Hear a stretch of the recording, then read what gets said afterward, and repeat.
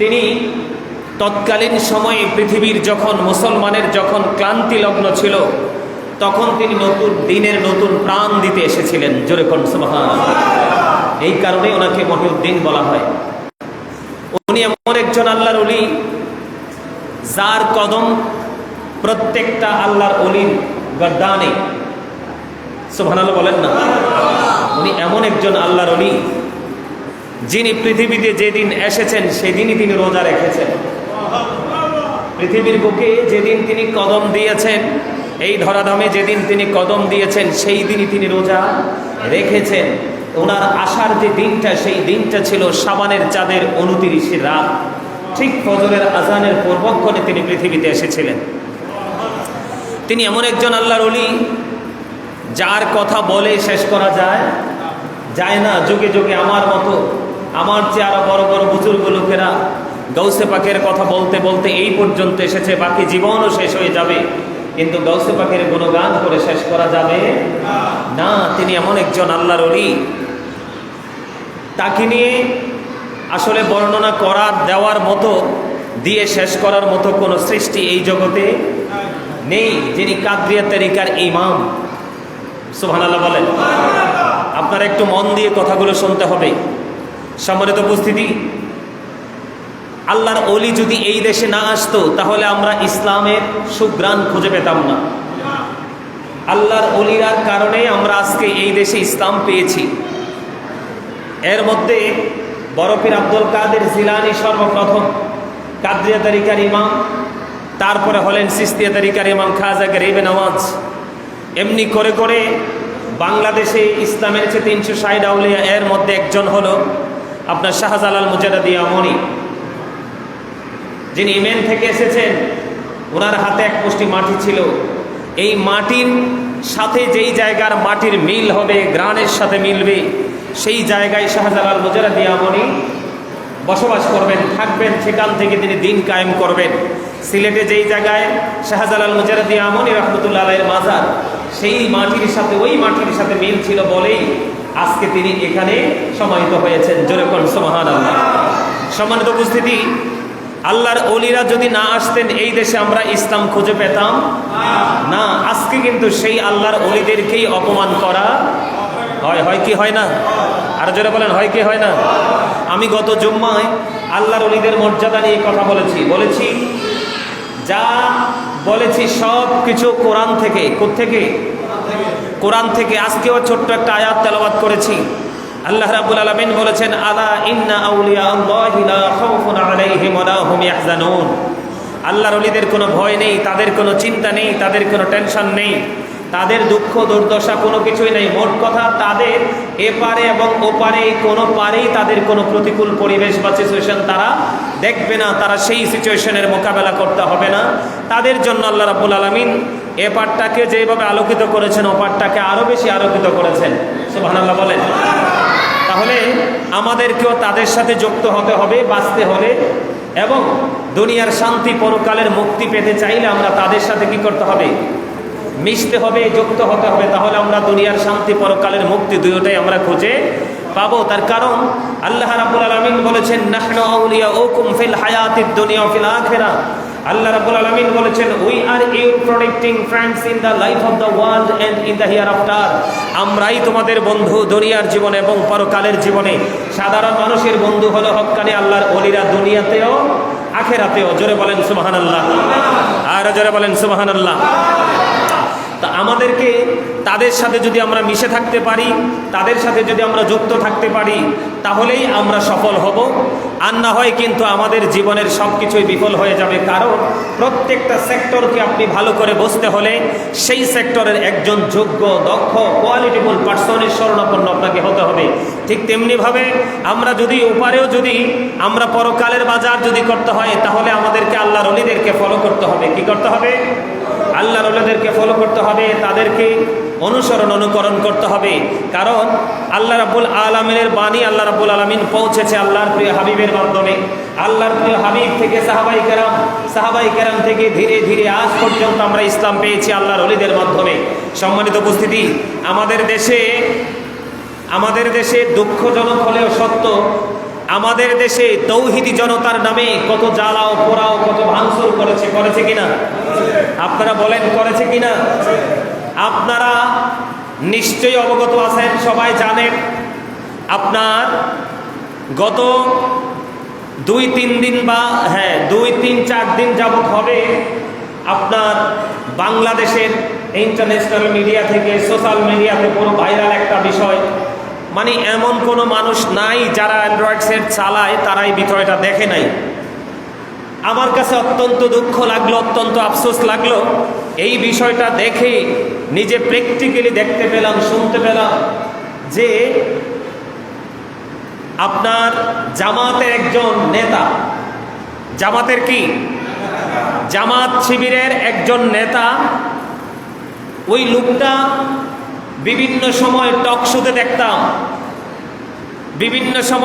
শোতে দেখতাম যুক্তি দিয়ে খুব চমৎকারভাবে তিনি কথা বলতেন। এই লোকটাকে আমি আপনার অত্যন্ত ইন্টেলিজেন্ট মনে করতাম, ভেরি ইন্টেলিজেন্ট একজন পার্সন হিসাবে তাকে আমি ভাবতাম যে নিশ্চয়ই সে একজন জ্ঞানী এবং গুণী মানুষ। কিন্তু মানে মোবাইলে ঢোকাই যায় না একটা বিষয়। তিনি হিন্দুদের পূজা মণ্ডপে গেলেন। কোথায় গেলেন? হিন্দুদের পূজা মণ্ডপে গেলেন। হিন্দুদের পূজা মণ্ডপে গিয়ে তিনি মুদ্রার এপিঠ এবং ওপিঠ বোঝাতে চাইলেন। নাউজুবিল্লাহ বলেন। মুদ্রার এপিঠ এবং ওপিঠ, একদিকে শাপলা আরেক দিকে আনারস। কি তিনি বুঝাইলেন? মুদ্রার এপিঠ ওপিঠ, এক পিঠ হলো মুসলমান আর এক পিঠ হলো হিন্দু মূর্তি পূজকরা। নাউজুবিল্লাহ বলবেন না? তিনি বলতেছেন এক পিঠ হলো রোজা আর এক পিঠ হলো পূজা। আরে আরো জোরে বলেন না নাউজুবিল্লাহ, আরো জোরে। এটা কিসের জন্য? শুধু দুনিয়াতে ক্ষমতায় বসার জন্য, দুটা ভোটের জন্য। আমার কাছে অবাক লাগলো, রোজা কোথায় ইমানদারের উপর ফরজ। কুতিবা আলাইকুমুস সিয়ামু কামা কুতিবা আলাল্লাযীনা মিন ক্বাবলিকুম লাআল্লাকুম তাত্তাকুন। আল্লাহ রাব্বুল আলামিন বলে দিয়েছেন, রোজা ইমানদারকে ডেকে বলেছেন তোমাদের উপর ফরজ করা হয়েছে যেমনি ভাবে তোমাদের পূর্ববর্তীদের উপর রোজা ফরজ করা হয়েছিল, তোমরা যেন পরহেজগার হতে পারো, আল্লাহওয়ালা হতে পারো। জোরে কন্যা সুবহানাল্লাহ। এদিকে আল্লাহ কোরআনে বলেছেন উইদ্দাত লিল মুত্তাকিন, রোজাদারদের জন্য, ইমানদারদের জন্য আল্লাহ বরাদ্দ করেছে জান্নাত। দেখেন ওরা ইমানকে কেমন করে বিক্রি করে। রোজার মতো একটা পবিত্র ইবাদতকে পূজার সাথে তুলনা করেছে। যারা পূজা করে তারা ইমানদারদের প্রকাশ্য শত্রু। কি শত্রু? যারা পূজা করে তারা ইমানদারদের প্রকাশ্য শত্রু। পূজা করে বেঈমানেরা কারা? আরো যারা বলেন কারা? বেঈমান সম্পর্কে আল্লাহ রাব্বুল আলামিন কি বলেছেন? ইন্নাল কাফিরিনা কানু লাকুম আদুওয়াম মুবিনা। আল্লাহ রাব্বুল আলামিন বলেছেন the heretics are the eternal enemy of the believers. ইমানদারদের প্রকাশ্য শত্রু হলো বেঈমান কাফেরেরা। জোরে জোরে কন নাউজুবিল্লাহ। আর আরো জোরে বলেন নাউজুবিল্লাহ। আমার কাছে অবাক লাগলো, আমার কাছে বড় আশ্চর্যজনক ঘটনা মনে হলো যে তৌহিদি জনতার ব্যানারে কত আল্লাহর ওলির মাজার ভাঙলো। নুরা পাগলার মাজার থেকে লাশ উঠিয়ে পুড়িয়ে দিয়ে তার মাজার সব পুড়িয়ে ছাই করে দিল। কিন্তু এত বড় জঘন্য অপরাধ করলো, হারাম কাজ করলো। এই ব্যক্তির, যেই ব্যক্তি রোজার পূজাকে একত্রিত করেছে সেই ব্যক্তির ঈমান চলে গেল, হারাম কাজ করলো। কিন্তু আজকে তৌহিদি জনতা কোথায়? আজকে তৌহিদি জনতার ব্যানার কোথায়? আজকে তৌহিদি জনতার নয়, তৌহিদি জনতার ব্যানারও নাই। তার কারণ হলো সব কিছু জাতে মাতাল তালে। ঠিক ঠিক কিনা বলেন? আরে আরো যারা বলেন ঠিক না ঠিক? আল্লাহর ওলির মাজার যখন ভাঙ্গা হয় তখন তৌহিদি জনতার ব্যানার কি করা হয়? ব্যবহার করা হয়। কিন্তু আজকে এত বড় জঘন্য অপরাধ করলো। আর কিছু কিছু মুনাফিক মার্কা মৌলবি আছে, এরা এটাকে স্লিপ অফ টাং বলে, এটাকে আপনার গুজামিল দেওয়ার চেষ্টা করে।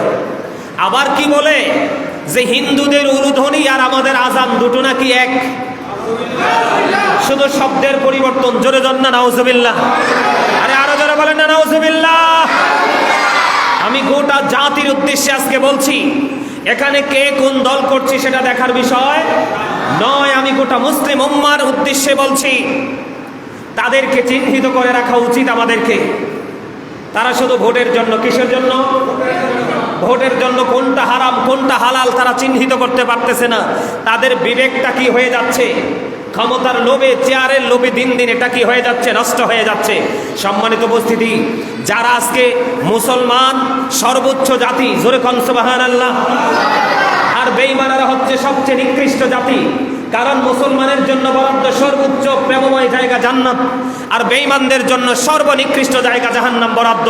আজকে শুধু দুইটা ভোটের জন্য, ক্ষমতার জন্য। আমি কি বলবো?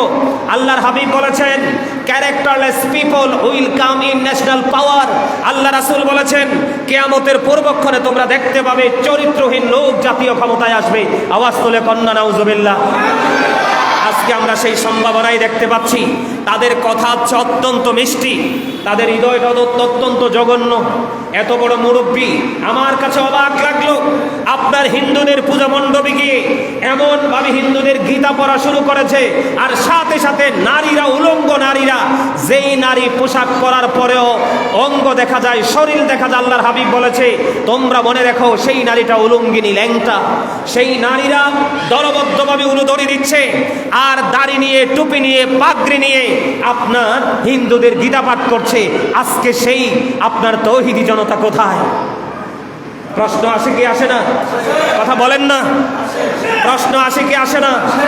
গোটা বাংলাদেশের মুসলমানকে আমি বলে দিতে চাই, আপনারা সবাই আবেগী না হয়ে বিবেক খাটিয়ে কাজ করার চেষ্টা করুন।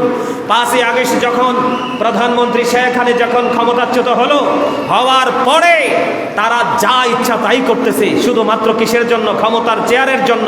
আমি আজকে এই আল্লাহর ঘর, পবিত্র ঘর, এই জান্নাতের বাগান বাইতুল্লাহ দাঁড়িয়ে বললাম, যেই লোকগুলো মুসলমানের পবিত্র ইবাদতের সাথে হিন্দুদের সর্বনিকৃষ্ট কাজের তুলনা করে, কম্পেয়ার করে, শুধুমাত্র দুইটা ভোটের জন্য তারা দুনিয়াও হারিয়েছে, আখেরাতও হারিয়েছে। ঠিক কিনা বলেন? তাদের দুনিয়াও নাই, তাদের আখেরাতও নাই। আর আফসোস লাগে, শুধু সুবিধাবাদী কিছু মুসলমান সুন্নিদেরকে বলা হয়, সুন্নি কিছু আলেমদেরকে শেখ হাসিনার দালাল বলে টেক লাগানো হয়। আমরা চ্যালেঞ্জ করে বলতে পারবো, শেখ হাসিনা যখন ক্ষমতায় ছিল যত সুবিধা তারাই নিয়েছে। সুন্নিরা কখনোই স্বার্থের জন্য কখনোই মন গড়া কথা বলে, সুন্নিরা কখনো কারো দালালি করে না, করে। আর আরেকটা বক্তব্য দেখতে পেলাম, খুব রিসেন্ট ভাইরাল হলো। 1990 সনের রিজেক্ট মাল হিসাবে যাকে চিহ্নিত করা হয়েছে, যেই লোকটা অক্সফোর্ডে আপনার টিচিং দেওয়ার সুযোগ পেয়েছে, কিন্তু তার পরিবার জানে না। সেই ব্যক্তি বলতেছে ভূমিকম্প হবে, মদিনা ভেঙ্গে চুরমার হয়ে যাবে, কুকুর নাকি মদিনার নবী মসজিদে নববীতে প্রস্রাব করবে। জোরে বলেন না নাউজুবিল্লাহ। আরে আরো জোরে বলেন নাউজুবিল্লাহ। আজকে সেই তৌহিদি জনতা কোথায়? আজকে সেই তৌহিদি জনতার ব্যানার কোথায়? আমি আজকে আল্লাহর ঘর, জান্নাতের বাগানকে, এই বাইতুল্লাহকে সাক্ষী রেখে বলি, আপনাদেরকে সাক্ষী রেখে বলি, এই মানুষগুলোর শেষ পরিণতি আমরা দেখব। কথা বলেন, আল্লাহ ছাড় দেয় ছেড়ে দেয়? ছাড় দেয় ছেড়ে দেয়? তাদেরকে কতল করা ওয়াজিব হয়ে গেছে। কি করা? আর যারা বলেন তাদেরকে, তাদের দেহ থেকে মাথা কেটে ফেলে দেওয়া ওয়াজিব হয়ে গেছে। কারণ ক্বালা মান সাব্বা নাবিয়া ফাকতুলহু ওয়া মান সাব্বা সাহাবী ফাদরিবহু। আল্লাহ রাসূলকে যারা অপমান করবে, গালি দিবে, তাদেরকে উম্মত তোমরা হত্যা করে ফেলো। সাহাবায়ে কেরামকে যারা গালি দিবে, কটাক্ষ করবে, তোমরা তাদেরকে বাইন্দা পিটাও। এটা হাদিস শরীফ, আমার বানানো কথা নয়, এটা আল্লাহর হাবিবের কথা। হি ওয়াজ ভেরি ট্রুথফুল। ইংলিশরা পর্যন্ত বলেছে আল্লাহর হাবিব ছিলেন শ্রেষ্ঠ সত্যবাদী। আওয়াজ তোলে কোন সুবহানাল্লাহ। আর যারা বলেন না সুবহানাল্লাহ। সম্মানিত উপস্থিতি, আমি সারা বাংলাদেশের মানুষকে, গোটা বাংলাদেশের দল মত নির্বিশেষে আমি ওই মুনাফিক মার্কা মৌলবী এবং যারা ক্ষমতার জন্য যারা কি হয়ে গেছে, আর চরমনাই একটা বাটপার আছে না? চরমনাই, কথা বলেন, জানেন কি জানি না? চরমনাই একটা বাটপার আছে, বাটপারের নাম আমি নিতে চাই না। ওই বাটপার অনেক ওচা ওচা কথা বলে, বলে কি বলে না? আজকে সেই বাটপার কোথায়? আজকে সে বাটপার কোথায়? কোথায় তার প্রতিবাদের ভাষা? কোথায় তার চলাফেরা দল? কোথায়? সুবিধার জন্য কি সত্য মিথ্যা হয়ে যায়? আবার কখনো মিথ্যা সত্য হয়ে যায়। এই মুনাফিক মার্কা মুসলমানদেরকে বলছি, তোমরা আল্লাহর ওলিদের মাজারে আগুন দিয়েছো, তৌহিদি জনতার ব্যানারে সাধারণ মানুষের স্বাধীনতাকে তোমরা হরণ করে নিয়ে গেছো, তোমাদের মনে যা চায় তাই তোমরা নিয়ে গেছো। আমি তোমাদের উদ্দেশ্যে বলে দিতে চাই, দুনিয়ার স্বার্থের জন্য, দুনিয়ার সুবিধার জন্য তোমরা যা কিছু করতেছো, আমি তোমাদেরকে বলে দিতে চাই, আল্লাহ রাব্বুল আলামিন বলেছেন, আপনারা কোট করে রাখুন, আল্লাহ রাব্বুল আলামিন সূরা আলে ইমরানের 185 নম্বর আয়াতের শেষ অংশে বলে দিয়েছেন, ওয়ামাল হায়াতুদ দুনিয়া ইল্লা মাতাউল গুরুর, এই দুনিয়ার জীবন একটা ধোঁকা, একটা প্রতারণা ছাড়া আর কিছুই নয়। জোরে জোরে বলেন না নাউজুবিল্লাহ, আর যারা বলেন না নাউজুবিল্লাহ। যারা আজকে ক্ষমতার জন্য, চেয়ারের জন্য, তারা শুধু জাতীয় একটা চেয়ারে বসার জন্য যারা এই ধরনের বক্তব্য দিচ্ছে, আপনারা বলেন তারা কি ধোকার মধ্যে আছে না? আর যারা বলেন না, আল্লাহ একটা মানুষকে চলার মতো সেই সক্ষমতা দিয়ে দুনিয়াতে পাঠিয়েছে, অতিরিক্ত লোভে যখন পড়ে তখনই মানুষ অন্ধ হয়। পরে ধরে বলেন না, ঠিক না ঠিক? তাদের দাড়ি আছে, টুপি আছে, পাগড়ি আছে, জুব্বা আছে, এই সুন্দর সুন্দর পোশাকগুলো লাগিয়ে এই ইসলাম বিদ্বেষী, কোরআন হাদিস বিদ্বেষী কথাগুলো বলে। আমার কাছে অত্যন্ত লজ্জা লাগে, কারণ সাধারণ মানুষ তো বুঝে দাড়িওয়ালা হুজুর, কিন্তু আসলে যে হুজুরের যে 73টা জাত আছে এটা সাধারণ মানুষ জানে, ঠিক কিনা বলেন? হুজুরের কয়টা জাত আছে? 73টা জাত আছে। মাত্র একটা জাতের হুজুর যাবে জান্নাতে। কয় জাতের? একটা শ্রেণীর, একটা দলের আলেম মাত্র যাবে জান্নাতে, আর বাকি 72টা দলে যাবে জাহান্নামে। আর যেই দলটা জান্নাতি, সেই দলটার ঘোষণা দিয়ে গেছেন আমার আপনার প্রাণের রাসূল। আমার রাসূল বলেছেন, মা আনা আলাইহি ওয়া সাহাবিহি, আমার রাসূল বলেছেন, যারা আমাকে এবং আমার সাহাবাই কেরামদেরকে অনুকরণ করবে, ওরাই জান্নাতে যাবে। আর ওই দলের নাম হলো আহলুস সুন্নাত ওয়াল জামাত। জোরে কন্না সুবহানাল্লাহ, আর জোরে বলেন না সুবহানাল্লাহ। সম্মানিত উপস্থিতি, হিন্দুদের মন্দির পাহারা দেওয়ার জন্য দাড়িওয়ালারা যায়। অবাক লাগে, হিন্দুস্তানের জমিনে আই লাভ মোহাম্মদ বললেই মুসলমানকে পাকড়াও করে কারা? হিন্দুরা। কারা? কথা বলেন না কেন? হিন্দুস্তানের জমিনে আই লাভ মোহাম্মদ বললেই মুসলমানের উপর চড়াও হয়, মুসলমানদেরকে পিটায়, বেদরক মারে হিন্দুরা। আর এই দেশে দাড়িওয়ালারা, টুপিওয়ালারা হিন্দুস্তানকে খুশি করার জন্য পূজা মণ্ডপে যায়। এদিকে সাধারণ মানুষ বোঝে না? আপনারা বলেন বোঝে কি বোঝে না? এখন আর বাংলাদেশের মানুষ অচতুর নাই। এখন বাংলাদেশের মানুষ সব বুঝে গেছে, যা করতেছে শুধুমাত্র চোখের বেলকি, মুখের মিষ্টতা, শুধুমাত্র চেয়ারে যাওয়ার জন্য। কিন্তু এই দেশের মানুষ এই জাতকে, এই দলকে ভোট দিবে না। আরো জোরে বলেন, দিবেন আপনারা ভোট? আরো জোরে বলেন, দিবেন আপনারা ভোট? যারা আল্লাহর ওলিদের মাজার ভাঙে, তখন তাদের কোনো প্রতিবাদ থাকে না, পাহারা দেওয়ার ফিলিংস আসে না। হিন্দুরা মূর্তি পূজা করে, যেটা কোরআন হাদিস থেকে নাজায়েজ। আল্লাহ কোরআনে বলেছেন, ইন্নামাল খামরু ওয়াল মাইসিরু ওয়াল আনসাবু ওয়াল আজলামু রিজসুম মিন আমালিশ শাইতান। আল্লাহ বলেছেন, মদ, জুয়া, মূর্তি, ভাগ্য গণনা, ঘৃণবস্তু, এগুলো ঘৃণবস্তু, শয়তানের কাজ। মদ খাওয়া হারাম, আপনার মূর্তি পূজা, মূর্তি বানানো হারাম, একবারে কোরআন থেকে প্রমাণিত। ওই মূর্তি পূজকদেরকে পাহারা দিতে যায়, এদেরকে কি মুসলমান বলা যায় না মুনাফিক বলা যায়? আর যারা বলে মুসলমানের লেবাস লাগিয়ে মুনাফিকি করতেছে না, এরার ইমান চলে গেছে, এরার ইমান নাই। এদেরকে আবার পুনরায় তওবা করতে হবে, এদেরকে আবার পুনরায় তওবা করতে হবে, পুনরায় বিবাহকে আবার নবায়ন করতে হবে। কারণ যারা হিন্দুদের পূজার সাথে রোজার মতো একটা পবিত্র ইবাদতকে অ্যাডজাস্ট করতে পারে, তারা কখনো ইমানদার হতে পারে? আর যারা বলেন পারে? রোজা যারা রাখে, আমার দিকে তাকান, রোজা যারা রাখে, হাদিস শরীফের মধ্যে এসেছে, আল্লাহ রাসূল বলেছেন, বছরের শুরু থেকে শেষ পর্যন্ত জান্নাতকে সাজানো হয় একমাত্র রোজাদারদের জন্য। আর যারা বলেন না সুবহানাল্লাহ। জান্নাতের মধ্যে একটা গেট আছে। যেই বক্তা যারা ক্ষমতার জন্য যে আলোচনা করেছেন, আপনারা দয়া করে একটু কথাগুলো শুনবেন। আপনাদের বিবেক পচে গেছে, নষ্ট হয়ে গেছে, দুর্গন্ধ বের হচ্ছে, জাতিটা বুঝে গেছে যারা রোজা রাখে বছরের শুরু থেকে শেষ পর্যন্ত জান্নাত সাজানো হয় রোজাদারদের জন্য। হাদিস শরীফের মধ্যে এসেছে জান্নাতের একটা গেট হলো, যেই গেটের নাম হলো রাইয়ান। এই জান্নাতের রাইয়ান নামক গেটটা কাল হাসরের ময়দানে শুধুমাত্র পরিপূর্ণ রোজাদারদের জন্য খুলে দেওয়া হবে। যখন খুলে দেওয়া হবে, রোজাদাররা সবাই এই স্পেশাল গেট দিয়ে তারা জান্নাতের বাগানে ঢুকবে। ঢোকার পরে অটোমেটিক্যালি আবার সেই জান্নাতের দরজাটা বন্ধ করে দেবে। এবার বোঝেন রোজার মর্যাদা কত, ঠিক কিনা বলেন? আর সেই রোজার সাথে ওই মুনাফিক পূজার তুলনা করেছে, মুদ্রার এপিট এবং ওপিট বলেছে। এদেরকে কিভাবে প্রতিবাদ করব আমি ভাষাও খুঁজে পাচ্ছি না, ঠিক কিনা বলেন? আরো জোরে। আর যারা মূর্তি পূজা করছে আমার দিকে তাকান, যারা মূর্তি পূজা করছে, আল্লাহর সাথে শিরকি কাজ করছে, মাটি দিয়ে খড়কুটা দিয়ে পৃথিবীর কোনো যন্ত্রাংশ দিয়ে মূর্তি বানিয়ে মূর্তির কদমে সেজদা দিয়ে যারা নিজেদেরকে অনেক বেশি দামি মনে করতেছে, তাদের ঠিকানা হলো জাহান্নাম। তারা কাফির। তারা কি? আল্লাহ কোরআনে বলেছেন উইদ্দাত লিল কাফিরিন। এই কাফিরদের জন্যই তো আমি জাহান্নাম বানিয়েছি। দেখেন ইমানদারদের মর্যাদা কত, ইমানদারদের ঠিকানা কোথায়? জান্নাতে। কোথায়? পরিপূর্ণ রোজা রাখার করে আল্লাহ বলবে ইউ গো টু প্যারাডাইস, জান্নাতে চলে যাও। আর যারা মূর্তি পূজা করে, মূর্তির সাথে যারা সাক্ষতা করে, মূর্তি নিয়ে যারা প্রেম করে, তাদের ঠিকানা হলো জাহান্নাম। You have to go to hell, must be, তোমাদেরকে চলে যেতে হবে জাহান্নামে। কেউ তোমাদেরকে বাঁচাতে পারবে না, যেটা অবর্ণনীয় দুঃখ, কষ্ট, যন্ত্রণার জায়গা। এখন আমাদের দেশের মানুষ এই রোজার পূজাকে একত্রিত করে দিয়েছে, এটা নিয়ে কোনো প্রতিবাদ নাই। মোল্লারা একটু মৃদু আওয়াজে প্রতিবাদ করতেছে, কারণ তাদের দলের লোক তো। কথা বলেন না কেন?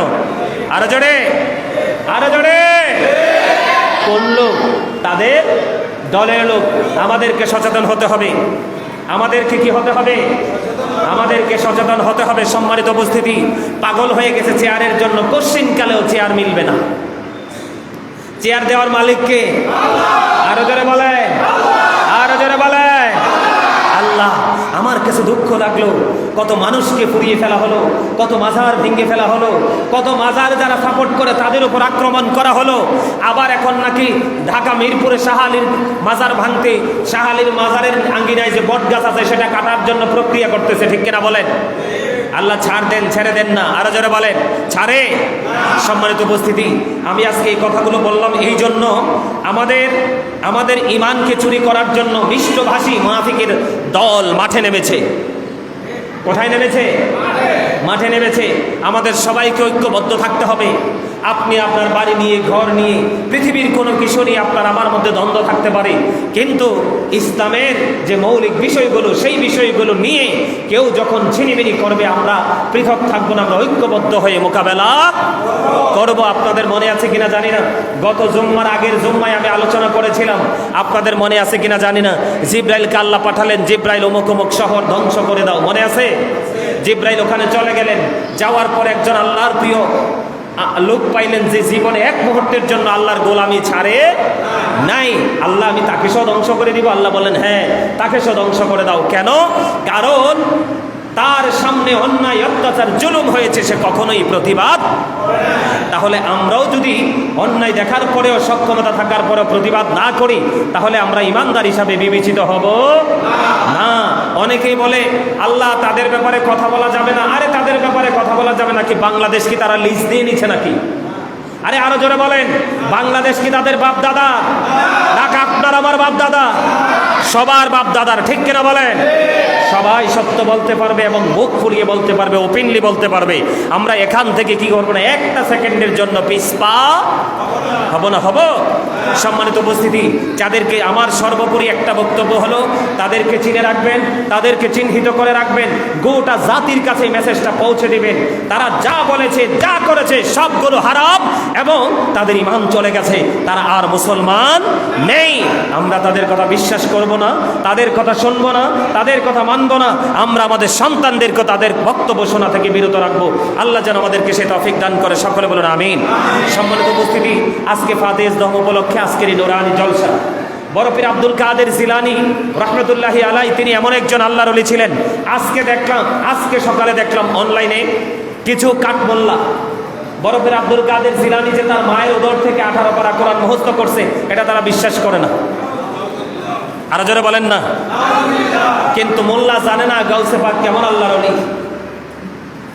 মোল্লা জানে না ওই পড়ালেখা করার মতো তকদির আল্লাহ তাকে দেয় নাই। আছে শুধু মানুষের মন খুশি করে করে কিভাবে দুনিয়াতে সুবিধা নিবে সেটার আশায়। আমার দিকে তাকান। বরফির আব্দুল কাদের জিলানী রাদিয়াল্লাহু তাআলা আনহু, তিনি এমন একজন আল্লাহর ওলি। তিনি যখন পৃথিবীতে আসবেন 29শে শাবান রাত্রে ফজরের আজান সুবহে কাযিবের সময় তিনি পৃথিবীতে আসলেন। তিনি যখন পৃথিবীতে আসবেন, উম্মুল খায়ের মা ফাতেমা, ওনার যখন প্রসব ব্যথা শুরু হলো তখন গুড়ি গুড়ি বৃষ্টি পড়েছিল, আকাশটা মেঘাচ্ছন্ন ছিল। আবু সালেহ মূসা জঙ্গি এমন একজন আল্লাহর ওলি ছিলেন, নদী দিয়ে ভেসে আসা ফল খেয়ে তিনি 12 বছর গোলামি করেছেন শুধু ঋণ পরিশোধ করার জন্য। যিনি এই মালিক ছিলেন তিনি ছিলেন আব্দুল্লাহ সাউমিরি, যিনি আপনার বরফির আব্দুল কাদের জিলানীর নানা। ওনার কাছে গেলেন, উনি 12 বছর গোলামি করতে বললেন। 12 বছর গোলামি করার পরে বললেন 12 বছর গোলামি করার পরে বললেন এই বাগানের মালিক তো আমি না, এই বাগানের মালিক হলো আমার একটা মেয়েটা কানা ল্যাংড়া। তখন আবু সালেহ মূসা জঙ্গিকে বললেন, এই মেয়েটাকে যদি তুমি বিয়ে করো তোমার এই ফল খাওয়ার ঋণ শোধ হবে। সুবহানাল্লাহ বলেন। তখন তিনি এই বিয়ের জন্য রাজি হলেন এবং বিয়ে হলো। বাসর ঘরে গেলেন, যাওয়ার পরে দেখলেন অপূর্ব নুরানি উম্মুল খায়ের মা ফাতেমা। ওনাকে বলছে ওনার এটা নাই ওটা নাই, কিন্তু আসলে গিয়ে দেখলেন উনি অত্যন্ত নুরানি, কারণ ওনাকে কানা বলা হয়েছে, বেগানা কোনো পুরুষকে জীবনে কোনোদিন দেখে নাই। ওনাকে আতুর বলা হয়েছে, জীবনে কোনোদিন তিনি কি করেন নাই, জীবনে কোনোদিন তিনি বাড়ির আঙ্গিনা পবিত্র জায়গা সীমানা ত্যাগ করে নাই। এমনি করে করে দেখলেন বিবাহ হলো। বরফির আব্দুল কাদের জিলানী তার মায়ের গোদরে আসলো। আসার পরে প্রথম মাস থেকেই তিনি পবিত্র স্বপ্ন দেখতে থাকলেন। সুবহানাল্লাহ বলেন। বরফির আব্দুল কাদের জিলানী রহমতুল্লাহি আলাইহির মা, তিনি যখন মায়ের পেটে আসলেন প্রথম মাস থেকে তিনি শেষ পর্যন্ত প্রতি মাসে নতুন নতুন বরকতময় স্বপ্ন দেখলেন। সুবহানাল্লাহ বলেন না। আর উম্মুল খায়ের মা ফাতেমা তিনি আশ্চর্য হলেন। এমন করতে করতে করতে করতে যখন ওনার পৃথিবীতে আসার সময় হলো তখন ছিল 29শে শাবান, ফজরের আজানের পূর্বক্ষণে ইনি পৃথিবীতে আসলেন।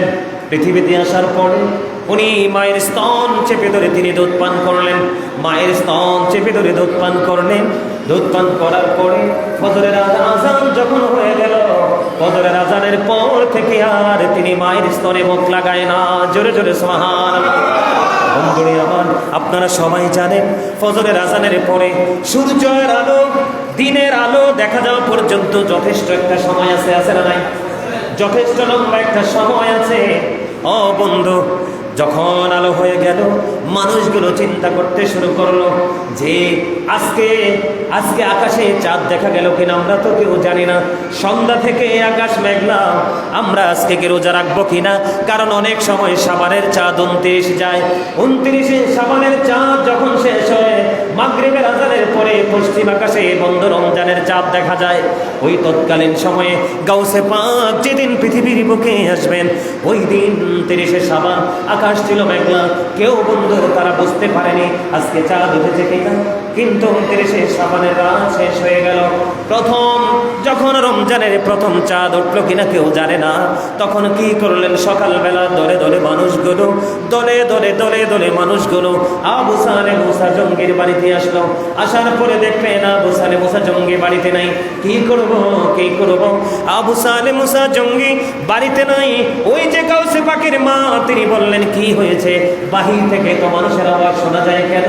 এই কথা বলার পরে বরফির আব্দুল কাদের জিলানীর মা একটা ডাক দিয়ে বলার পরে ওনার কাছে খবর পাঠালো। দলে দলে মানুষগুলো আসছে ওই আল্লাহর ওলি আবু সালেহ মূসা জঙ্গির কাছে। কেন এসেছে? তারা কয় এই কারণে এসেছে আজকে রোজা রাখবে কিনা, কারণ গত সন্ধ্যায় কেউ চাঁদ দেখতে পাই নাই। আকাশ ছিল মেঘলা, গুড়ি গুড়ি বৃষ্টি পড়েছিল, মানুষ চাঁদ দেখতে পায়নি। আজকে তো ফজরের আজান হয়ে গেল, এখন সকালবেলা মানুষ কোনো খাবার ভক্ষণ করবে কিনা এটা জানার জন্য বললেন আমার স্বামী তো বাড়িতে নাই। তবে আমার স্বামী বাড়িতে নাই, আমি তোমাদেরকে একটা ঘটনা আমি তোমাদেরকে খুলে বলতে পারি। ওই ঘটনাটা কি বলেন? ওনার এই ঘটনাটা হলো আমার যে আজকে ফজরের আগে থাকে সুবহে সাদেকের পূর্বক্ষণে সুবহে কাযিবের সময় আমার যে সন্তান পৃথিবীর বুকে কদম দিয়েছে, আমার এই সন্তানের দিকে আমি লক্ষ্য করে দেখলাম ফজরের আজানের পূর্বে আমি মার স্তন চেপে সে দুধ পান করেছে। যখন ফজরের আজান হয়ে গেল, ফজরের আজান হয়ে গেল, বেশ লম্বা সময় পার হয়ে গেল, আমি এখনো পর্যন্ত তাকে দুধ পান করাইতে পারি নাই। আমি যখন একটা স্তন তার মুখের দিকে দিই, সে মুখটা ঘুরিয়ে নেয়, আরেকটা স্তন আমি তার দিকে নেই, তারপরও সে মুখটা ঘুরিয়ে নেয়। আমি ভাবলাম কোনো সমস্যা হলো কিনা, আমি অন্য কিছু পর্যন্ত আমার এই নবজাত শিশুটাকে মুখে দেওয়ার চেষ্টা করলাম, আমার এই বাচ্চাটার মুখে আমি কোনো কিছু দিতে পারি নাই। আমার কাছে মনে হয় গতদিন রমজানের চাঁদ দেখা হয়েছে, আমার কাছে মনে হয় আমার এই সন্তান রোজা রেখেছে। জোরে জোরে বলেন না সুবহানাল্লাহ, আর জোরে বলেন না সুবহানাল্লাহ। ও বন্ধু, এই যুগের যে কাঠগোল্লাগুলো, তাদের মধ্যে কোরআন হাদিসের সঠিক জ্ঞান নাই। আপনার আল্লাহর ওলিদের কারামত যে সত্য, তারা এগুলো বুঝতে পারে না, উপলব্ধি করতে পারে না। এবার কি হলো, ওই বড় পীর আব্দুল কাদের জিলানীর মা যখন এই বক্তব্য দিয়ে দিলেন, মানুষগুলো চিন্তা করলেন, মাও তো আল্লাহর ওলি, বাবাও তো আল্লাহর ওলি, জীবন একটা মুহূর্তের জন্য কোনো অন্যায় করেনি, কোনোদিন কোনো অপরাধ করেনি, কারো কলিজায় আগুন দেয়নি। আমরা বিশ্বাস করি নিশ্চয়ই ওনার সন্তান আল্লাহর ওলি। ফজরের আজানের পূর্বক্ষণ থেকে এই পর্যন্ত অনেক লম্বা সময় পার হয়ে গেল, এখনো যদি বাচ্চা কোনো কিছু মুখে না দেয়, বুঝে নিতে হবে এটা সাধারণ কোনো বাচ্চা নয়, নিশ্চয়ই এই বাচ্চাটা রোজা রেখেছে। আমরাও তার সঙ্গে সঙ্গে রোজা রাখবো। ওই পর্যন্ত সালাতুল মাগরিবের আজান যখন হবে, ওই আজান পর্যন্ত আমরা অপেক্ষা করব। জোরে জোরে কন্যা আল্লাহু আকবার। মানুষগুলো সবাই সবার গন্তব্যে চলে গেল। ধীরে ধীরে ধীরে ধীরে বন্ধু দিন শেষ হয়ে গেল, বিকেল যখন হয়ে গেল, বন্ধু মাগরিবের আজানের পূর্বক্ষণ পর্যন্ত ওই বাচ্চা ছেলেটা কোনো কিছুই মুখে দেয় না। যখনই মাগরিবের আজান হয়ে গেল, ওই বাচ্চা শিশু অলিকুলের সম্রাট গাউসে সামদানি কুতুবে রব্বানি শেখ সৈয়দ বহিউদ্দিন আব্দুল কাদের জিলানী রাহমাতুল্লাহি আলাইহি, তিনি কি করলেন, মাগরিবের আজান শেষ হতে দেরি ওনার মায়ের স্তন চেপে ধরে তিনি দুধ পান করতে দেরি করলেন না। আওয়াজ তুলে তুলে বলুন না সুবহানাল্লাহ, আর জোরে বলুন না সুবহানাল্লাহ। ও বন্ধু, বড় আফসোস লাগে, এমন একজন আল্লাহর ওলি, একজন ভিক্ষুক এসে ওই গাউসে পাকের মায়ের ইজ্জত ভিক্ষার অজুহাতে সেই মায়ের ইজ্জত হরণ করার চেষ্টা করেছিল। ওই গাউসে পাক মায়ের দর থেকে বাঘের সুরত ধরে ওই মাকে, ওই ভিক্ষুককে আপনার ভয় দেখিয়ে আঙ্গিনা ত্যাগ করতে বাধ্য করেছিল। ওনার নামই হলো গাউসে পাক। জোরে জোরে কন্যা সুবহানাল্লাহ। আজকে দেখলাম একটা বেয়াদব মোল্লা, সে জানে না কাউকে সম্মান দিলেই সে সম্মানী হওয়া যায়। আর জোরে বলেন, কাউকে অপমান করে, কাউকে অপদস্থ করে, কাউকে অ্যাঙ্কার করে কখনোই একজন মানুষ সম্মানিত হতে পারে না।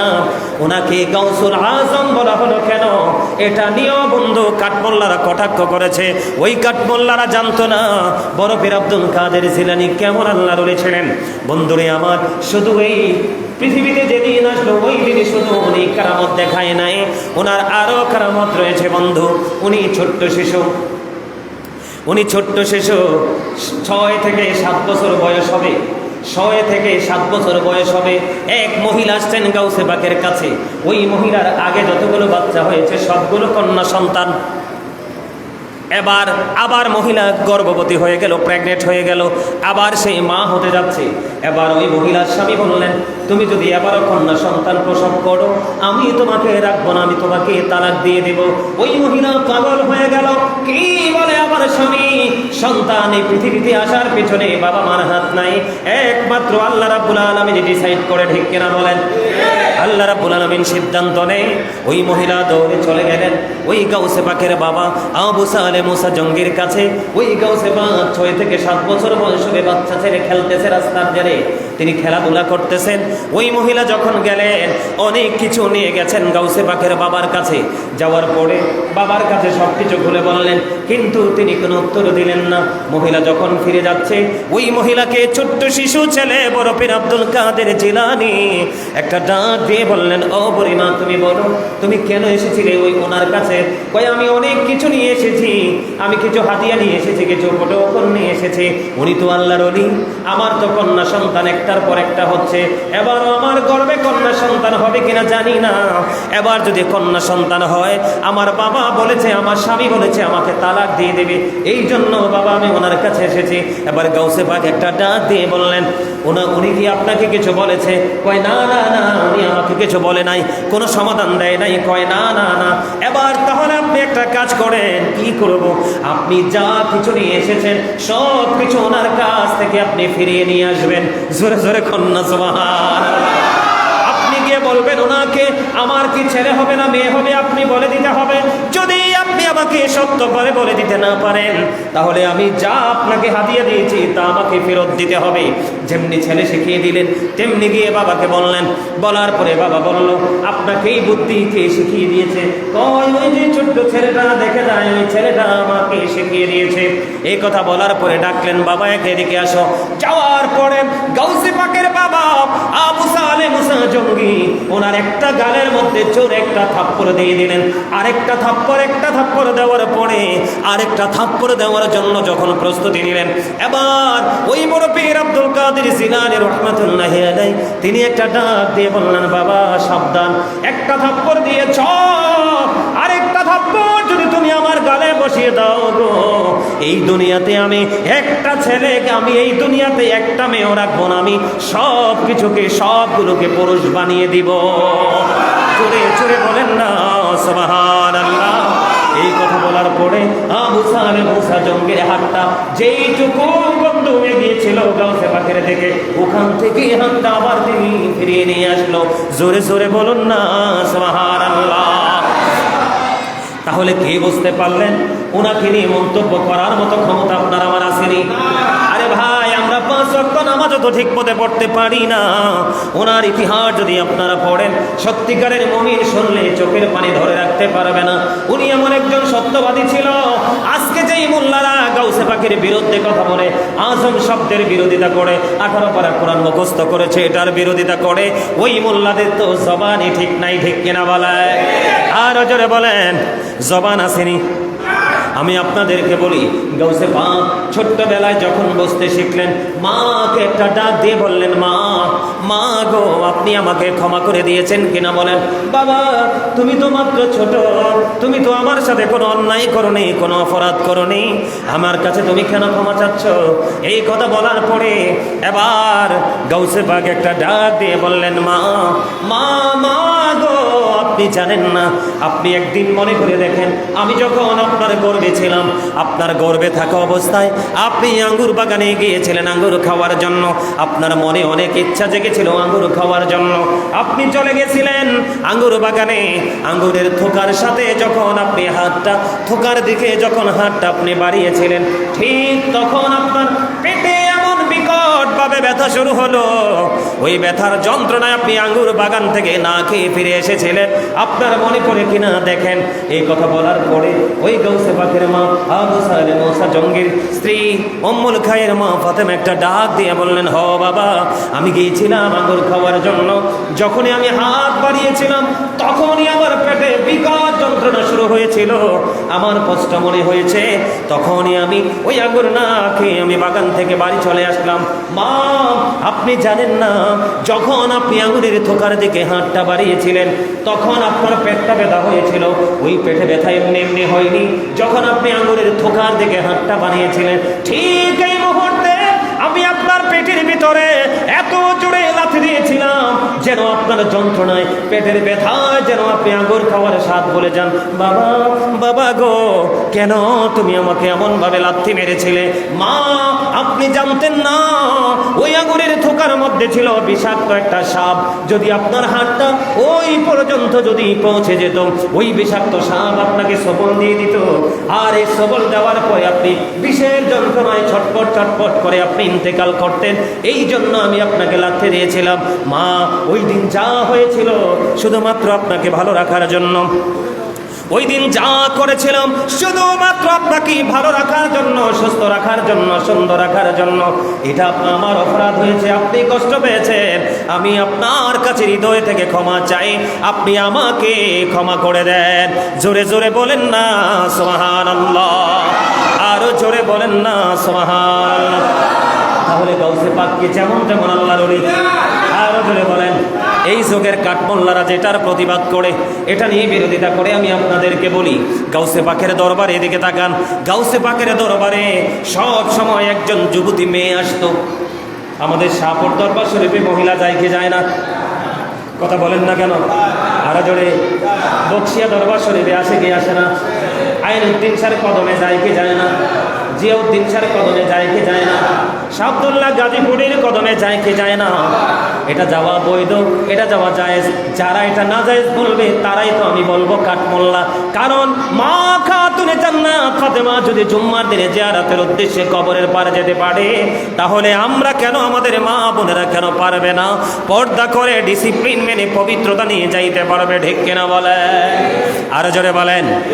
বন্ধু, যখন এই মেয়েটা ছিল অপূর্ব সুন্দরী, ওই মেয়েটার চেহারা ছিল অত্যন্ত লাবণ্যময়ী চেহারা। এখন আসা যাওয়া করতে করতে একটা যুবক মেয়েটাকে পছন্দ করে ফেলল। মেয়েটাকে যখন পছন্দ করে ফেললো,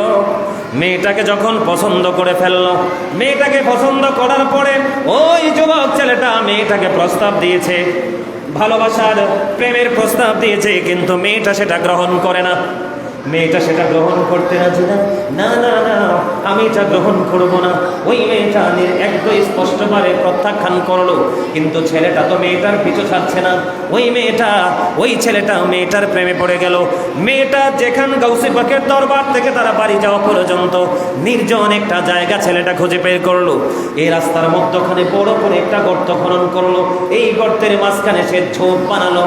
মেয়েটা যখন রওনা দিল, ওই ছেলেটা গর্তের মধ্যে লুকিয়েছিল। মেয়েটাকে জড়িয়ে ধরলো। মেয়েটা একটা চিৎকার করলো, ইয়া গাউসে পাক বলে, ইয়া গাউসে পাক বলে যখন একটা চিৎকার করলো, একটা ডাক দিল। ডাকটা দিতে দেরি, ঠিক এই মুহূর্তে গাউসে পাকের হাতের মধ্যে ছিল অজুর ঘটি, অজুর পানির ঘটি। তিনি অজু বানানোর জন্য বের হয়েছিল। যখন তিনি অজু বানানোর জন্য বের হয়ে গেল, বের হয়ে যাওয়ার পরে হঠাৎ করে গাউসে পাকের কানে আওয়াজ এসে বসলো, ইয়া গাউসে পাক বলে, কে জানি রে, বিপদগ্রস্ত নারী আমাকে ডাকলো, কে জানি রে আমার কাছে সাহায্য চাইছে। ইয়া গাউসে পাক বলে ডাক দিতে দেরি, যেই দিক থেকে আওয়াজটা আসলো, গাউসে পাকের পা, পবিত্র পা থেকে একটা খরম খুলে তিনি যেই দিক থেকে আওয়াজটা আসলো ঠিক ওই দিকে তিনি খরমটাকে নিক্ষেপ করলো। খরমটাকে নিক্ষেপ করতে দেরি, ও বন্ধু, তীরের গতিতে, বিদ্যুৎ গতিতে চলে গেল ওই যে বিপদগ্রস্ত নারীর কাছে। গাউসে পাকের কদম বন্ধ ওই যে যুবক ছেলের মাথার মধ্যে ওই পর্যন্ত আঘাত করতে থাকলো, একটার পর একটা আঘাত করতে থাকলো। আঘাত করতে করতে করতে করতে করতে করতে বন্ধ ওই পর্যন্ত আঘাত করতে থাকলো, যতক্ষণ না পর্যন্ত ছেলেটা মাটিতে না পড়লো। ছেলেটা যখন বন্ধ অজ্ঞান হয়ে, সেন্সলেস হয়ে যখন মাটিতে পড়ে গেল, এবার ওই মহিলা, ওই মেয়েটা দৌড়ে চলে আসলো গাউসে পাকের কদমে। আইসা দেখলো সত্যি তো গাউসে পাক পুজো বানানোর জন্য প্রস্তুতি নিল। ওনার একটা পায়ে একটা খরম, আর একটা পায়ে ওনার আর একটা খরম নাই। এবার গাউসে পাকের কাছে এসে বলল, বলার পরে পুরো বিস্তারিত ঘটনা যখন খুলে ফেললো, বলার পরে গাউসে পাক একটা ডাক দিয়ে বলল, তুমি চাইয়া দেখো, আমার একটা পায়ে একটা খরম, আর একটা পা থেকে আরেকটা খরম আমি তোমার দিকে নিক্ষেপ করেছি। আমার খরম তোমার ইজ্জত রক্ষা করেছে। আওয়াজ তোলে বলেন না সুবহানাল্লাহ, আর জোরে বলেন না সুবহানাল্লাহ। আপনারা যারা মুরব্বী মানুষ, আমি আপনাদেরকে বলে দিতে চাই, এখনকার ছেলেরা অনেকে এগুলো জানে না বন্ধু। হাদিস শরীফের মধ্যে এসেছে, আল্লাহর ওলিদের চোখ হয়ে যায় আল্লাহর কুদরতি চোখ, আল্লাহর ওলিদের পা হয়ে যায় আল্লাহর কুদরতি পা, আল্লাহর ওলিদের হাত হয়ে যায় আল্লাহর কুদরতি হাত। জোরে জোরে কন্যা সুবহানাল্লাহ। আল্লাহ রাব্বুল আলামিন বন্ধু আল্লাহর ওলিদেরকে ভালোবাসলে, আল্লাহর ওলিদের হাতে হাত রাখলে আল্লাহ রাব্বুল আলামিন রাজি হয়ে যায়, আল্লাহ রাব্বুল আলামিন খুশি হয়ে যায়। ইন্নাল্লাযীনা ইউবাইউনাকা ইন্নামা ইউবাইউনাল্লাহ ইয়াদুল্লাহি ফাওকা আইদিহিম, যারা আপনার হাতে বায়াত করে তারা তো আল্লাহর হাতে বায়াত করে। আল্লাহর ওলিদের হাতের উপর থাকে এই আল্লাহর কুদরতি হাত। জোরে জোরে বলেন না সুবহানাল্লাহ। এটা আমার কথা নয় বন্ধু, এটা হাদিস শরীফ নয়, এটা আপনি হাদিস বললে আপনি জাল বলে দিতে পারেন আপনার গায়ের জোরে। কারণ এখনকার মানুষ কোরআন হাদিসের তোয়াক্কা অনেকেই করে না, গায়ের জোরে ফতোয়া দিয়ে দেয়। এটা কোরআন, আল্লাহর পবিত্র কোরআন, লৌহে মাহফুজের অমিয়মানি। আল্লাহ বলেছেন নিশ্চয় যারা আল্লাহর ওলিদের উপর, আল্লাহর ওলিদের হাতে হাত রাখে, তারা যেন আল্লাহর কুদরতি হাতে হাত রাখলো। কারণ আল্লাহর ওলিদের হাতের উপর থাকে আল্লাহর কুদরতি হাত। জোরে জোরে বলুন সুবহানাল্লাহ, আর জোরে বলুন না সুবহানাল্লাহ।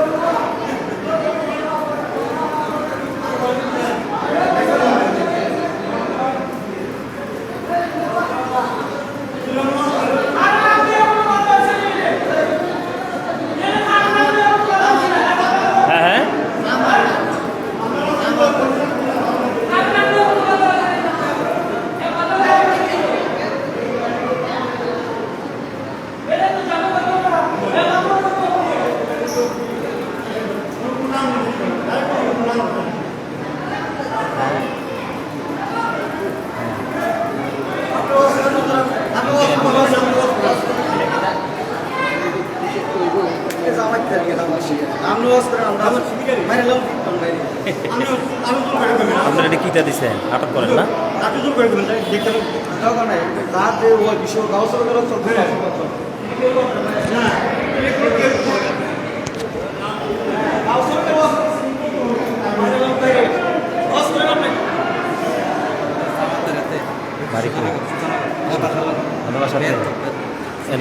ফিরাদানোর দরকার নেই। হ্যাঁ, ও আচ্ছা, সবাই বসেন, সবাই বসেন।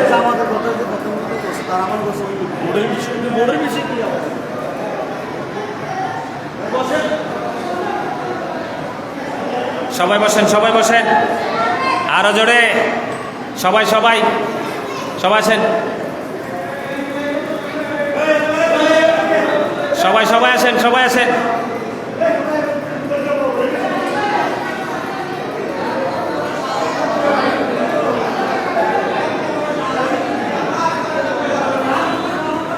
আমি সবাইকে বলছি সবাই আসেন, সবাই ভিতরে চলে আসেন, আমাদের আলোচনা ধারাবাহিকভাবে চলতেই থাকবে। আসেন,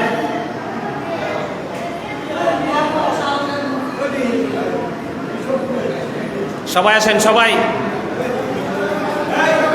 ইয়া রাসূলুল্লাহ ইয়া হাবিবাল্লাহ ইয়া রাসূলুল্লাহ ইয়া হাবিবাল্লাহ আমার মতের নিদান কালে আসিয়া নবী গো আমার শিয়রে দেখিব আপনাকে আপন নজরে।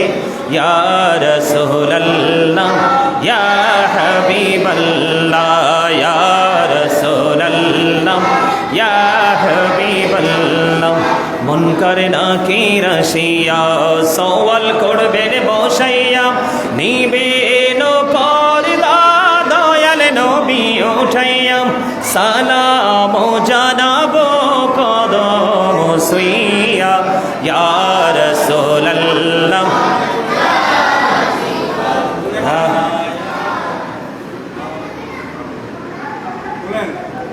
আমরা সুন্নি মুসলমান, আমরা সুন্নি, আমরা হইলাম ফির আউলিয়ার মানসুর, রাসূল পাক সাল্লাল্লাহু আলাইহি ওয়াসাল্লাম পর্যন্ত পৌঁছা। এটা হইল আমাদের যে আকীদা, এটা আমাদের বিশ্বাস। কাজেই আমরা আহলে সুন্নাত ওয়াল জামাত, আমরা যারা আছি, যারা করি, আমরা কোনো রাজনীতি করি না। রাজনীতি করি আমরা দেশের হত্যা করতে হইতে চাই না। আমরা শুধু চাই আমাদের আকিদাটা বাঁচিয়ে রাখা, আমাদের বিশ্বাসটা বাঁচিয়ে রাখা, নবীজির প্রেমরা আমাদের ভিতরে ধারণ করতে। এটা হইল আমাদের কাজ। আমরা রাজনৈতিক বক্তব্য দেব না, রাজনৈতিক কথা বলবে না, কে ক্ষমতায় যাবে না যাবে এটা আমাদের এটা কোনো হেডেক না। আরেকটা জিনিস হলো ভুল প্রান্তিক, যেহেতু মনে করো যে এই তারে যাইয়ে জানানো হয়েছে যে জামাত দিয়ে এই কথা আসলে বলছে তো কাজে এইখানে কিছু লোক আছে ভুল বুঝাতে সৃষ্টি করানো। কে কাজে ভুল দিলে আমাদের দরকার নাই। আমরা কোনো দল না, আমরা কোনো রাজনৈতিক দল না, আমরা আল্লাহ রাসূলের দল। ঠিক আছে? কাজে এখানে আমরা বক্তব্য রাখবো বা বক্তব্য শুনবো, রাজনৈতিক কোনো বক্তব্য আমাদের দরকার নাই, আমাদের ওইদিকে যাওয়ার দরকার। যেমন মনে করেন আমরা হ্যাকমতে কথা বলছি, আল্লাহ যেখানে তাবাক্কা পাক আলামের মধ্যে হ্যাকমত দিতে দিচ্ছেন, আমরাও হ্যাকমতে কথা বলতে হবে। আমাদের ইমানটা কীভাবে বাঁচতে পারি? যেমন মনে করেন যে আমরা কী দরকার, এই দেশের মানুষকে বললে লাভ হবে না। আমরা এই দেশের মানুষ হলে বধির, এই দেশের মানুষ হলে বধির। বধির বুঝেননি? বোবা। হুজুর যখন বলে সুবহানাল্লাহ, সবাই বসেন, সবাই বসেন, সবাই বসেন। হুজুর যখন বয়ান করেন আমরা মুখ দিয়ে সুবহানাল্লাহ আইয়ে না, হুজুর তো সুবহানাল্লাহ বলেন এরপরও আইয়ে না। আমরা এই জনতা, কাজেই আমাদের কোনো প্রয়োজন নাই এই দেশে লাগে নিয়ে আছে ভাঙে নিয়ে নাই, বিক্রি করবে না। কাজেই আমরা আমরা আমরা শুধু দলিলের পথে করবো। দলিলের ভিতরে যা আছে, হাদিসে যা আছে, কোরআন পাকে যা আছে, আমরা ঠিক সেই কথাটাই করবো। কারণ নাম বলার দরকার নেই, কারণ কিছু দরকার নেই। এই দেশের মানুষ দেখে না কী হইতেছে, কোথায় কী হইতেছে, সব তো এই দেশের মানুষ দেখে, দেখবো তো মাতে না। কিন্তু কালকে আবার দেখা যাবো পট পরিবর্তন হইয়া আবার বুড়োটা ক্ষমতা দেয়, এই দেশের মানুষ আবার এইদিকে দেখে, সব আবার এইদিকে। এই দেশের মানুষের কোনো বক্তব্য নাই, আমাদের রাজনীতির বক্তব্য দরকার নাই। কোরআন শরীফে যা আছে, হাদিস শরীফে যা আছে, আমাদের পরিবাররা যা বলছেন, নবী পাক সাল্লাল্লাহু আলাইহি সাল্লামের আদর্শ কীভাবে ধারণ করছেন সাহাবারা, আমরা শুধু এই ভিতরে থাকি। ঠিক আছে? কাজে আমরা আমরা আমাদের ঐক্য থাকতে হবে এক জায়গা দিচ্ছি যে অন্যভাবে কেউ সমাধান করা। ঠিক আছে? কিন্তু রাজনীতিকে আমরা উচিত করতে না, শুনবো করতে হবে। সবাই শান্তিপূর্ণভাবে করবেন, কারণ গাউসবাগের মাহফিল, গাউসবাগের মাহফিল এটা আমাদের এখানে বড় বইয়া মসজিদের মধ্যে এই সর্বপ্রথম হইতেছে। হ্যাঁ, আমাদের পীর ভাই আলী ভাই এটা করতেছেন এবং আলী ভাই সরকার উনি বক্তব্য রাখতেছেন। আমরা মন দিয়ে আমরা মাহফিল শেষ করিয়া আমরা তারপর দিয়া বাড়িতে যাবো। আসসালামু আলাইকুম ওয়া রাহমাতুল্লাহি ওয়া বারাকাতুহু। ওয়ালাইকুম আসসালাম ওয়া রাহমাতুল্লাহি ওয়া বারাকাতুহু। সম্মানিত উপস্থিতি, এই যে আমাদের মুতাল্লি সাহেব যে বক্তব্য দিয়েছেন, এই সবাই বসেন, সবাই বসেন। আমি আপনাদেরকে কিছু কথা বলি, আপনারা সবাই বসেন, সবাই বসেন, কারণ আমাদের আজানের সময় হয়ে যাচ্ছে। আজান দিব, তারপরে আমরা আজানের আগে আমি জামাত 8টায় হবে, জামাতের আগে আমি প্রোগ্রাম শেষ করে দিব। তবে আমি আপনাদেরকে বিনীতভাবে অনুরোধ করব, যারা মসজিদ কর্তৃপক্ষ আছেন এবং যারা মুসল্লি আছেন, এই যে লোকটাতে এখানে আসছে, এই যে লোকটা এখানে আসছে, তারা ছাড়লেন কেন? ছাড়লেন কেন? সে এই মসজিদের গেটে এসে আঙ্গুল তুলে নিষেধ করার দুঃসাহস রাখে কিভাবে? সে কি আপনাদের এলাকা? এই মসজিদের মুতাল্লি সাহেব, সভাপতি সাহেব, যারা দায়িত্বশীল আছে, তাদের অনুমতি নিছে? কথা বলেন, নিছে? এখানে কোনো রাজনীতির আলোচনা হয়েছে? এখানে রাজনীতির আলোচনা হয়েছে? মুদ্রার এপিঠ ওপিঠ একটা নাপাক মানুষকে পাক মানুষের সাথে যুক্ত করে শুধুমাত্র সুবিধার জন্য, এটা কি ইমাম সাহেবের বলার অধিকার নাই? আরে একজন বলেন, আছে না নাই? আমরা মূর্খার মতো থাকতে থাকতে আজকে অবস্থা। এই লোকের বাড়ি কোথায়? ওরা ধরে আনেন। আমি কুমিল্লার সন্তান, আমি রংপুর পাবনা বগুড়ার ছেলে না। এত বড় দুঃসাহস দেখায় কি করে? মসজিদের ভিতরে সে ইমাম সাহেবের দিকে আঙ্গুল তুলে কথা বলে। আপনারা ওরা ছাড়লেন কেন? কথা বলেন না কেন? আপনারা সবাই এখানে মুসল্লিরা আছেন না? সারা বাংলাদেশ তোলপাড়। সাধারণ মানুষের ইমান নিয়ে ছিনিমিনি করবেন, আপনাকে তো এই অধিকার দেওয়া হয় নাই। আপনি যেই দলের থেকে মন চায় সেই দল থেকে আপনি রাজনীতি করেন, এটা আপনার ব্যক্তি স্বাধীনতা, ঠিক কিনা বলেন? ইমাম সাহেব কি বক্তব্য দিবে একজন পার্সনকে জিজ্ঞেস করে? কথা বলেন, ছাড়লেন কেন ওনাকে? ওনাকে ছাড়লেন কেন? ওনার কাছ থেকে কৈফিয়ত নিলেন না কেন আপনারা? এত বড় দুঃসাহস কিভাবে দেখে? ওর বাড়ি কই?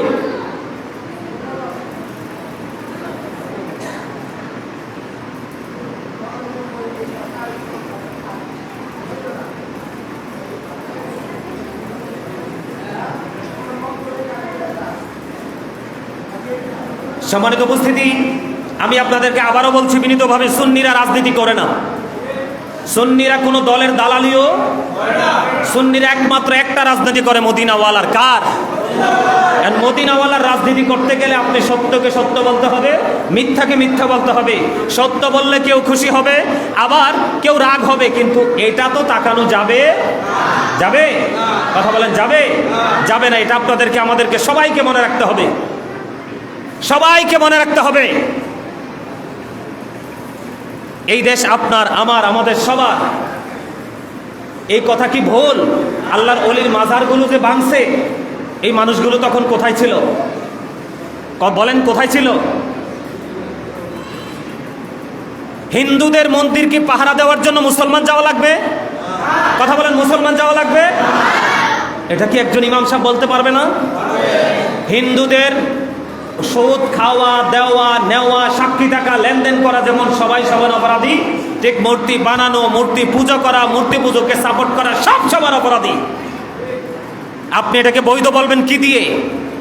কোরআন এবং হাদিস থেকে মূর্তি কি নাপাক, নাজায়েজ, কিন্তু একজন মুসলমান এটাকে পাক বলবে, জায়েজ বলবে, আর একজন মুসলমান প্রতিবাদ করতে পারবে না? পারবে না? তাহলে এই বাসা বাইসা লাভ কি? কথা বলেন, এই জীবনের কোনো দাম আছে? এই বাসা বাচ্চা কোনো লাভ আছে? নাই। সম্মানিত উপস্থিতি, এই দেশে ইসলাম আনছে আল্লাহর ওলিরা। কারা? আমরা আল্লাহর ওলিদের মাজারকে সুরক্ষিত রাখতে পারবো না, আল্লাহর ওলিদের নিয়ে প্রশংসা করে দাঁড়িয়ে থাকতে পারবো না, তাহলে আমরা কে? আমার কথা বুঝতে পারছেন? সবাইকে আমরা আহলে সুন্নাত ওয়াল জামাত আদি থেকে এই পর্যন্ত, সাহাবাই কেরাম থেকে এই পর্যন্ত কেউ রাজনীতির সাথে যুক্ত নাই। কেউ রাজনীতি করে না। করে? কেউ রাজনীতি করে না। কিন্তু সুন্নিরা কখনো সত্য বলতেও পিছপা হয় না। আপনি মানেন বা না মানেন সেটা আপনার ইখতিয়ার, কিন্তু একজন ইমাম সাহেবকে বলতে দিবেন না আপনি? কথা বলেন, দিবেন কি দিবেন না? আপনাদের এখানে সুদের ওয়াজ হবে, ঘুষের ওয়াজ হবে, কত রকমের ওয়াজ হবে। এখন কেউ কিন্তু রাগ হবে। রাগ হইলে কি ইমাম সাহেবের উপর চড়াও হইয়া কি মাইক বন্ধ করে দিতে পারবে? কথা বলেন, পারবে? আপনি আজকে হয়তো খারাপ লাগবে, 1 বছর পরে, 6 মাস পরে হয়তো বা আপনার এই ওয়াজটা আপনার ব্রেইনে কি আছে? সেট আপ আছে। কি আছে? ব্রেইনে কি আছে? সেট আপ আছে। আপনার ব্রেইনে এটা রেডি করে রাখছেন। আপনি কি করে রাখছেন? কিন্তু 6 মাস পরে আপনি কি করতে পারবেন? এটা মানতে পারবেন। কি করতে পারবেন? এই এই আপনারা কোথায় যান? এই সবাই বসেন।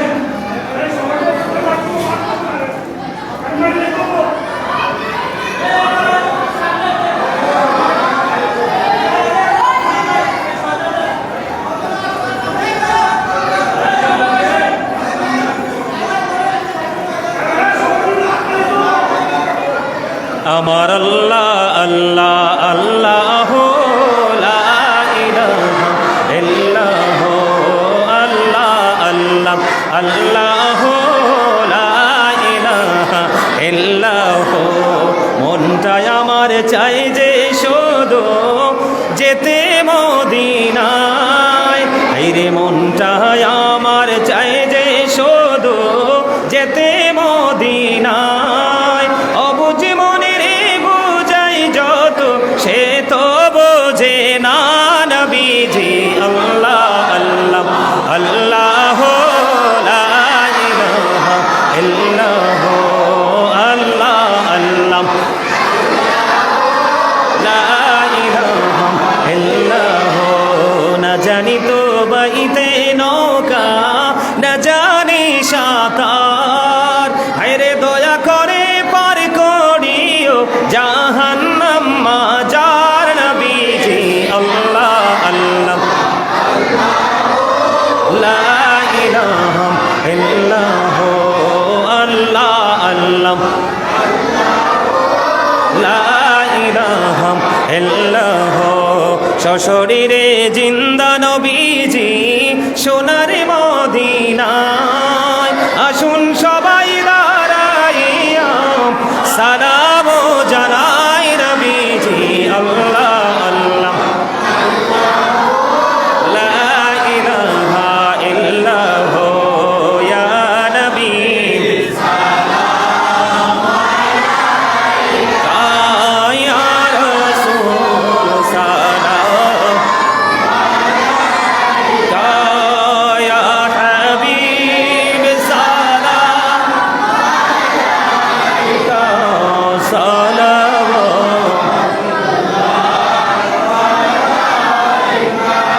নবী গো সালাম হাজার বার রসুল গো সালাম লাখো বার জানাই যে সালাম কোটি বার তার তোড়ে শকর হাজার বার ইয়া নবী সালাম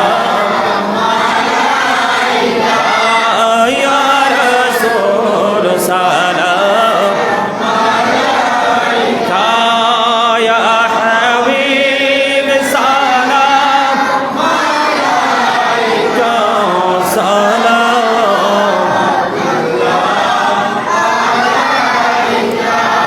और शोका काबा मदीना पर शोका काबा मदीना काबे का काबा मदीना जन्नतुल मावा मदीना या नबी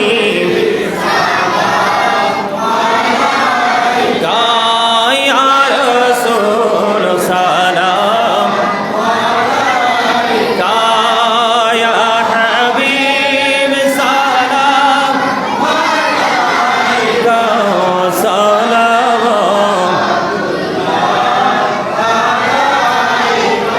मुस्तफा जानी रहमत पेना मुश मुहिब चिनी हदायत पेना गौसुल आजम इमाम तो का वन्नो का जलवाए शानी कुदरत पेना मुस्तफा जाने तेरा मुश मुहिब जिमे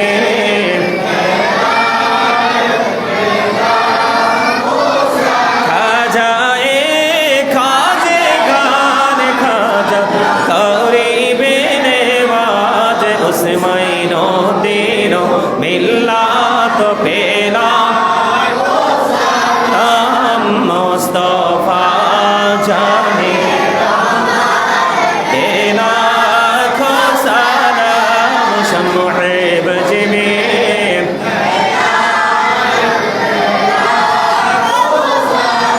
या पकी पंजतने लाखो सलाम या पकी पंजतन लाखो सलाम या पकी पंजतन या पकी पंजतन करबालार कुरबानी স্মরণ করো প্রাণে ভরে সকলে নামাজ পড়ো কারবালার কুরবানি স্মরণ করো প্রাণে ভরে সকলে নামাজ পড়ো ইয়া হুসাইন শাহ হুসাইন লাখো সালাম ইয়া হুসাইন শাহ হুসাইন বালাগাল উলা বিকামালিহি কাশাফাত তুজা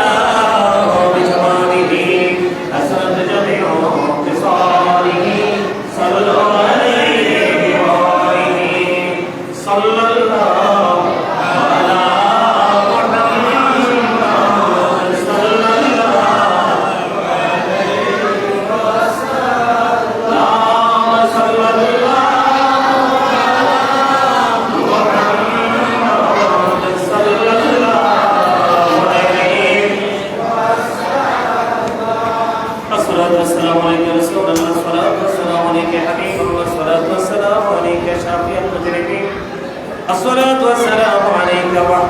العالمين الصلاة والسلام عليك يا نور الله وجهر منور أرني بجمالك يا رسول الله সকলে জিয়ারত নিতে একবার সূরা ফাতিহা শরীফ তিনবার সূরা ইখলাস শরীফ কয়েকবার দরুদ শরীফ পড়েন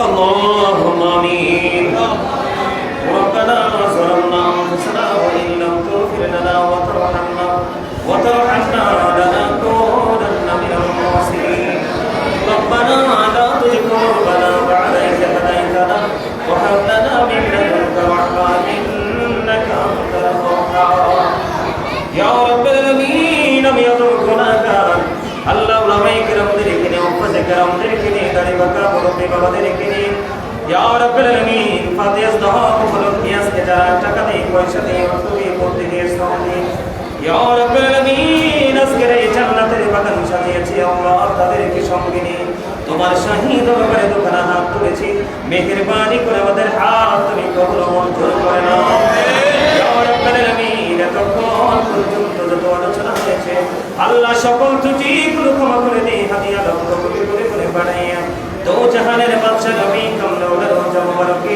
শুধু সোনার মদিনায় হাদিয়া তুমি পৌঁছায়া দাও জান্নাতুল বাকি জান্নাতুল মুআল্লায় হাদিয়া পৌঁছায়া দাও আল্লাহ সাহাবায়ে কিরাম থেকে ধরে অন্ত পর্যন্ত বিশেষ করে দৌসে পাকের কদমে হাদিয়া তুমি পৌঁছায়া দাও রাজা গরিব নওয়াজের কদমে হাদিয়া তুমি পৌঁছায়া দাও আল্লাহ বিশেষ করে বাংলার জমিনে ইসলাম পেয়েছি আমরা শাহজালাল মুজাররদি আমনি এবং ওনার সঙ্গে যারা পৃথিবী ছেড়ে চলে গেছে আল্লাহ বিশেষ করে কুমিল্লার সম্রাট শাহ আব্দুল্লাহ গাজীপুরের কদমে আল্লাহ তাআলা মুর্শিদ ডক্টর আহমদ পেয়ারা বাগদাদি এবং ওনার আওলাদ যারা পৃথিবী ছেড়ে চলে গেছে আমরা যারা হাত তুলে আমাদের যার যার মুর্শিদের কদমে আজকের মাহফিলের হাদিয়া তুমি পৌঁছাইয়া দাও আল্লাহ মেহেরবানি করে আল্লাহ গ্রামের মধ্যে যত কবরবাসী আছে প্রত্যেকের কবর আযাব কিয়ামত পর্যন্ত তুমি বন্ধ করে দাও ইয়া রাব্বুল আলামিন আজকে যারা এই মাহফিলের আয়োজন করেছে তাদের একজন সদস্য হসপিটালে আছে আল্লাহ তাকে শারীরিক মানসিকভাবে সুস্থতা তুমি দান করে দাও ইয়া রাব্বুল আলামিন মেহেরবানি করে আপন পরওয়ারদিগার আল্লাহ আজকে যারা আমার সঙ্গে হাত তুলেছে আল্লাহ তাদের মধ্যে যারা অসুস্থ তুমি সুস্থতা দান করে দাও আল্লাহ যারা অভাবে আছে অভাব তুমি দূর করে দাও আল্লাহ যারা ঋণী আছে ঋণ মুক্তর তৌফিক তুমি দান করে দাও ইয়া রাব্বুল আলামিন যারা পড়াশোনা করছে জ্ঞান শক্তি তুমি বাড়িয়ে দাও আল্লাহ যারা বিদেশে আছে তাদেরকে তোমার কুদরতে তুমি দিলাম জামিন তুমি আল্লাহ নিজে হয়ে যাও ইয়া রাব্বুল আলামিন আজকের এই গাউসে পাকের উসিলায় আমরা যারা হাত তুলেছি আমাদের সবাইকে তুমি কবুল মঞ্জুর করে নাও আমাদের জীবনের গুনাহগুলো তুমি মাফ করে দাও আয়াতের মধ্যে তুমি বরকত দিয়ে দাও যেই পথে চললে তুমি খুশি তোমার হাবিব খুশি আল্লাহ সেই পথে চলার তৌফিক তুমি দান করে দাও পাঁচ ওয়াক্ত নামাজ পড়ার তৌফিক তুমি দান করে দাও সৎ ও অন্যায় অপরাধ জুলুম এবং মিথ্যা থেকে পরিপূর্ণ দূরে থাকার তৌফিক তুমি আমাদেরকে দান করে দাও ربنا فاغفر لنا ذنوبنا وكفر عنا سيئاتنا وتوفنا مع الأبرار يا رب العالمين আজকে অনেকেই দোয়া প্রার্থী সবাইকে তুমি কবুল করে নাও আল্লাহ যারা দোয়া চেয়েছেন আল্লাহ তাদের আপন স্বজনদেরকে তুমি মাফ করে দাও কবরবাসীর কবর আযাব তুমি বন্ধ করে দাও দুনিয়ায় যারা বেঁচে আছে সবাইকে নেক হায়াত তুমি বাড়িয়ে দাও বিশেষ করে মুতাওয়াল্লি সাহেব অসুস্থ ওনাকে তুমি সুস্থতা দান করে দাও রব্বির হামহুমা কামা রাব্বায়ানি সগীরা রব্বির হামহুমা কামা রাব্বায়ানি সগীরা আল্লাহ বলরাকে সোনার মদিনা তুমি দেখায়ো মৃত্যুর দশার আগে জীবনের গুনাহগুলো তুমি মাফ করে দিও যেদিন আখিরি বিছানায় শুইব মৃত্যু দোদ আমাদের সামনে এসে হাজির হবে ওই কঠিন বিপদের দিনে প্রাণের নবীজির নুরানি চেহারা মোবারক দেখাইয়া আমাদের প্রত্যেকের জবানে ও কলবে জারি করে দিও মধুর কালেমাটুকু লা ইলাহা ইল্লাল্লাহ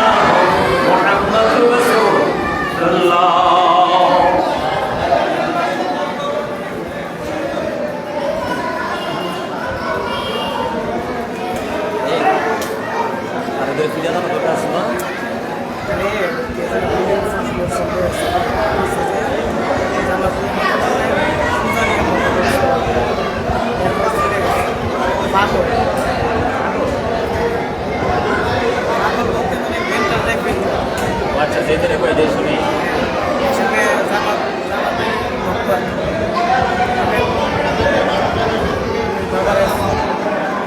কারণ আমরা যদি লম্বা করি অন্যদের আমার কোনো সমস্যা।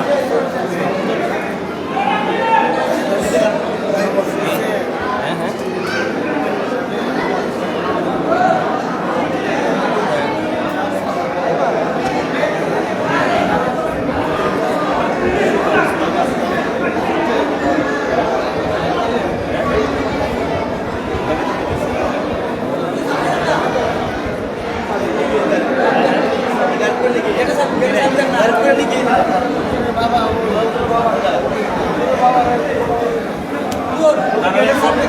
তারা এক লগে দাও না, এই ওনারে সহ তারা মুরব্বীরা এক লগে ছবি তোলো, উনি সহ তারা ছোট ভাইয়েরা সব দিয়ে একত্রিত করো। পরে পরে পরে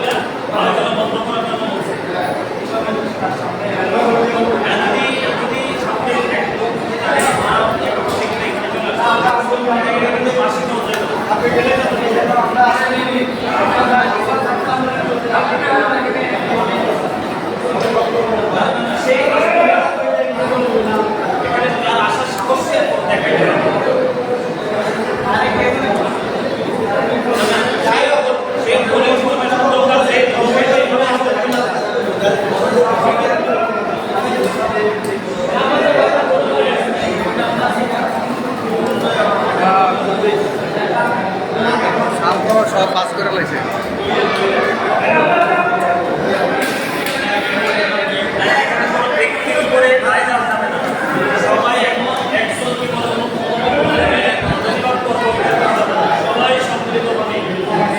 লাইফের দরকার নাই, লাইফ দরকার